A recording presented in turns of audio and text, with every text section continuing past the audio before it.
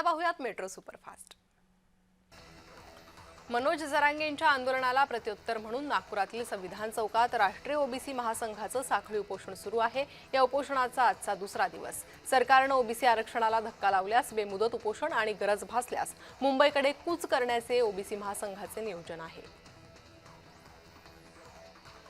कागल तालुक्यात मराठा समाजाने ठिय्या आंदोलन केलंय। मुंबईतील जरांगेंच्या आंदोलनाला पाठिंबा देण्यासाठी हे आंदोलन करण्यात आलं। कागल शहरातील बस स्थानक परिसरातील छत्रपती शिवाजी महाराज पुतळ्याजवळ ठिय्या आंदोलन केलं गेलं। मनोज जरांगे पाटील यांच्या उपोषणाचा तिसरा दिवस आहे। मागील 2 दिवसांपासून मुंबईत आलेल्या मराठा तरुणांची हाल होत असल्याचं दिसलंय। आता त्या पार्श्वभूमीवर ग्रामीण भागातून आंदोलकांना मुंबईतील आझाद मैदानावर जेवण पुरवलं जातंय।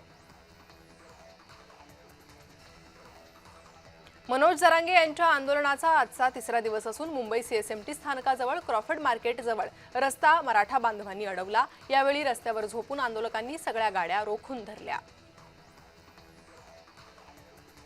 मनोज जरांगे यांच्या उपोषणाचा आजचा तिसरा दिवस आहे। मराठा समाजाला ओबीसीतून हक्काचं आरक्षण मिळावं यासाठी मनोज जरांगे पाटील हे मुंबईतील आझाद मैदानावर उपोषणाला बसलेत। राज्यातून जरांगे पाटील यांना मोठा पाठिंबा मिळतोय।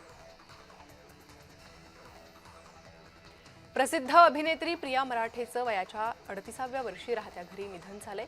तिची कर्करोगाशी झुंज अपयशी ठरली आहे। तिच्या निधनानं मराठी चित्रपट सृष्टीवर शोककळा पसरली आहे। नाशिकमध्ये गॅस वेल्डिंग सिलेंडरच्या स्फोटात एका व्यक्तीचा दुर्दैवी मृत्यू झालाय। पंचवटी परिसरातील ही घटना आहे। वाहनाचं वेल्डिंगचं काम सुरू असताना अचानक सिलेंडरचा स्फोट झाला। यात वाहन चालक रामनाथ सोमवंशी जागीच ठार झाले।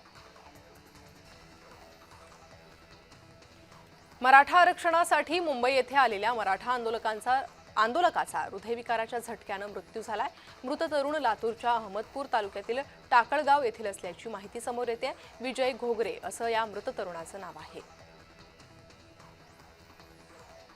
रविवारी ठेवण्यात आलेला मेगा ब्लॉक रेल्वे प्रशासनानं रद्द केलेला आहे। गणेशोत्सव आणि मुंबईमध्ये होणाऱ्या मराठा समाजाच्या आंदोलनाच्या पार्श्वभूमीवर मेगा ब्लॉक रद्द करण्यात आलाय। रविवारी मुंबईमध्ये गणपती बाप्पाला बघायला जाण्यासाठी मुंबईकरांची मोठी गर्दी होते। त्यांच्यासाठी ही आनंदाची बातमी आहे।